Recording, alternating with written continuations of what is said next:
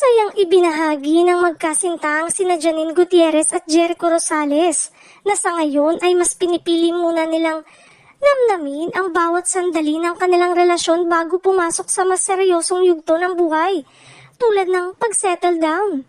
Ayon sa mga malalapit sa dalawa, pareho raw abala sina Janine at Jericho sa kanika nilang mga proyekto. Ngunit sinisigurado pa rin nilang may oras sila para sa isa't isa.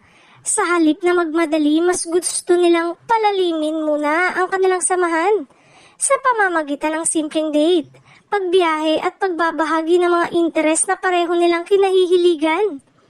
Para kina Janine at Jericho, mahalaga ang pagiging handa, hindi lamang emosyonal kundi pati na rin personal at profesional. Bago gumawa ng mga malalaking desisyon, ipinapakita rin umano ng kanilang relasyon ang respeto sa individual na paglago ng bawat isa. Bagay na bihira ngunit hinahangaan ng maraming tagahanga.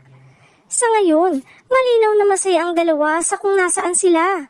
Walang pressure, walang pagmamadali, tanging pag-i-enjoy muna sa kasalukuyan. At para sa kanilang mga taga-suporta, sapat na ang makita silang masaya, kontento at inspirasyon sa isang relasyong pinahahalagahan ang tamang panahon.